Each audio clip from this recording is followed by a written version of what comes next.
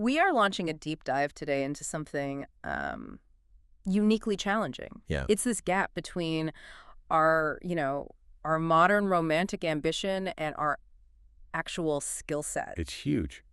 Because what we're asking for in a long-term relationship today, it's completely unprecedented. Right. We don't just want a companion. No, not at all. We want a partner, a co-parent, a best friend, and, a passionate lover for life Yeah. into our 70s and 80s. The ambition is massive. It is, but the cultural infrastructure we've inherited is just not built for that. Not at all. The source material we're digging into today, the work of couples therapist Terry Real, he puts it perfectly. We're aiming for a filet mignon relationship. But we're working with hamburger cooking skills. Exactly. And you've got this fundamental clash. We're trying to build this incredibly intimate thing in a culture that's all about individualism, success, and frankly is still deeply patriarchal. A culture that is decidedly not relationship cherishing. And that's the gap where all the frustration lives. Yeah. Real, he's one of the most sought-after therapists out there, charges a fortune for his time. A fortune. And he argues we need a totally new set of skills, a kind of, a relationship technology to succeed. You can't just wing it. So our mission in this deep dive is to lay out that technology for you.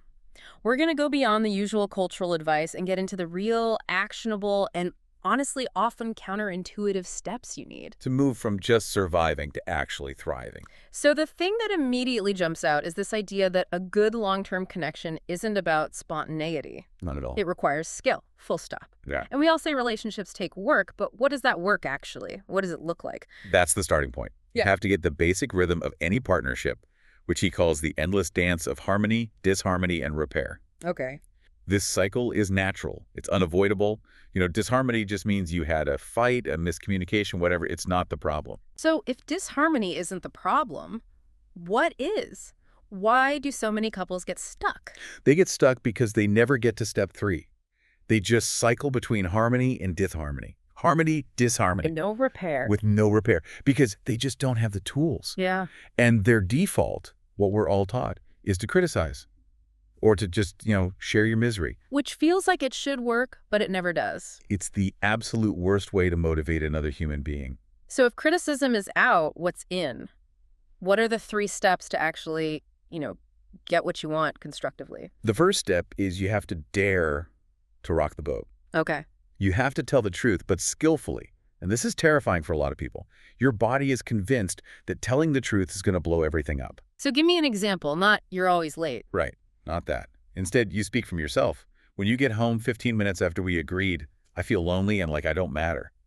I need us to be a team on this. Yeah. See? It's skillful truth. You're leading with your own feeling, not an attack. That immediately changes the whole dynamic. Okay, so what's step 2? Step 2 is help them out. You have to teach them what you want. Your partner is not a mind reader. Not at all.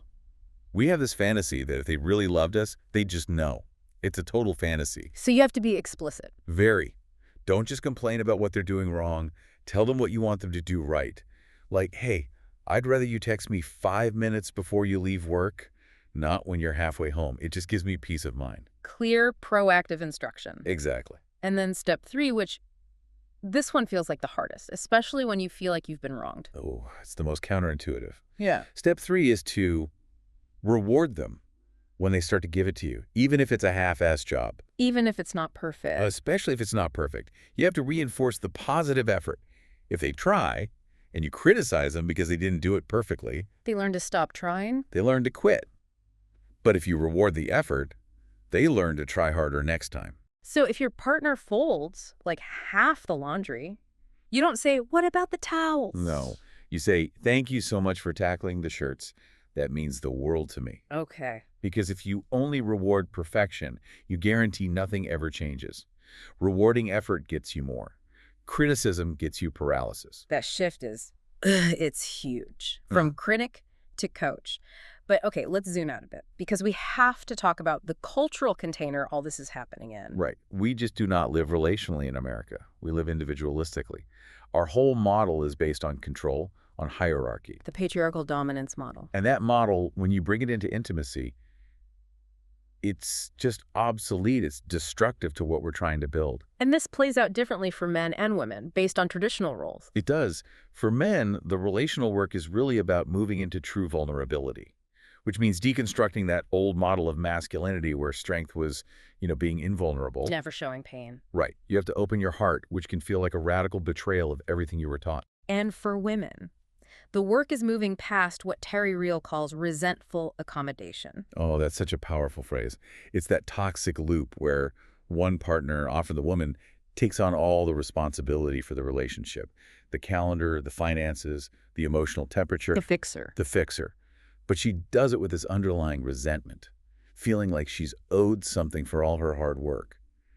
And when that payment doesn't come, The resentment just boils over. It's that silent bookkeeping of sacrifice. it is. I planned this whole trip and you're not even appreciating it enough. Right. And this is why we have to talk about the two kinds of empowerment. Yes. There's individual empowerment, which is what our culture celebrates. It's that I was weak, now I'm strong, so screw you approach. The scorched earth response sounds powerful, but it kills the relationship. It's relationally devastating. Yeah. The new model is relational empowerment. Okay. That's I was weak, now I'm strong, and because I'm strong, let's work on this together. We're a team. It's the opposite of the self-protection advice you hear everywhere else. And it all ties back to how we build our self-esteem. How so? Well, healthy self-esteem comes from the inside out, your innate worth. Unhealthy self-esteem comes from the outside in. So for a lot of men, it's performance-based, right? Your worth is tied to your success. Exactly. And for many women, it's other-based. Your worth is tied to what other people think of you. And if that external validation cracks, the whole system collapses. And this is where the conversation gets, well, really intimate. This idea that we all marry our unfinished business? Yes. The way he puts it is that your partner is exquisitely designed to stick the burning spear right into your eyeball. Wow. They just have this uncanny ability to trigger your deepest, oldest childhood wounds. And that crisis moment, when they do the exact thing you hired them not to do, that isn't a sign you picked the wrong person. It's an opportunity. It's a profound opportunity to finally heal. Okay, so that uncanny ability to trigger us, that connects to how we're wired from childhood. We need to break down the three parts of the self in a conflict. Right. First, you have the wise adult brain. That's your prefrontal cortex. It's mature, logical, calm. The part that's in charge when things are good. Yes. Then you have the wounded child part. That's the part that gets triggered, that feels the trauma, that wants to cry or rage or just feels helpless. And the third part is the key. It is. That's the adaptive child. This is the survival mechanism you learned as a kid to cope, fight, flight, or... Fix or fawn. Exactly. So let's walk through it. You're in harmony. Your wise adult is driving. Then disharmony hits. Your partner forgets your anniversary. And boom, the prefrontal cortex goes offline, the wise adult is out the window, and you shift automatically into your knee-jerk survival response. The adaptive child takes over. The adaptive child takes over. And if you learned as a kid to rage to survive, you attack. If you learn to flee, you stonewall. And that strategy, which kept you safe as a kid, just makes a total mess of your adult relationship. It feels so automatic, like you can't stop it. How do you break that cycle? The very first skill you need is relational mindfulness. The goal is just to pull yourself out of that automatic subcortical part of your brain. You can't think your way out of being floated with emotion. So what do you do? You take a break. You have to have an agreement with your partner beforehand. I'm flooded. I need 20 minutes. I will be back. And you actually leave. Walk around the block. Breathe. And use that 20 minutes to remember love. She's my person, not my enemy. You're trying to get the wise adult back online. That pause feels impossible in the moment, but you're saying that choice is everything. It reminds me of that story about the husband who was a chronic liar. Oh, yes. His adaptive child strategy was just to lie about everything to avoid being controlled. Everything. So his wife asks him about some pumpernickel bread he was supposed to buy. And every muscle in his body is screaming, lie, say they were out. Right, the old pattern. But he doesn't. He pauses, he takes a breath. He finds his wise adult, looks her in the eye and says, I forgot the goddamn pumpernickel. And she just burst into tears. Because after 25 years, it was the first time he'd been totally unvarnishedly honest in a moment like that. That's what recovery looks like. That's profound recovery. Decades of resentment can shatter over a loaf of bread, all because of one moment of choosing a different response. Okay, so once the wise adult is back in charge, how do we talk? This brings us to that really radical rule. There is no redeeming value whatsoever in harshness. I mean, that's a revolutionary statement. Yeah. And he's absolute about it. Harshness does nothing that loving firmness can't do better. Even if you need to set a boundary. Loving firmness does that.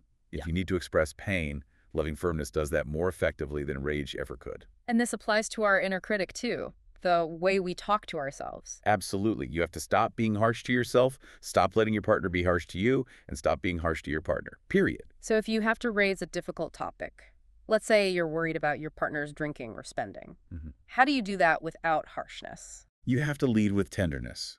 You focus on the data, what you're observing, not your judgment. So you use I statements. I'm noticing this, or I'm worried about you.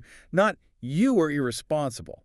But here's the most important tip for constructive fighting. Okay. Take the feeling that comes to you first, which is usually anger, and put it last. So you lead with the vulnerable feeling that's underneath the anger. Exactly. Rage is mobilizing. It makes you feel powerful. But what is it covering up? Hurt, fear, loneliness. Right. And your partner can hear, I felt so hurt and abandoned when you canceled our plans, way more easily than they can hear, you never prioritized me.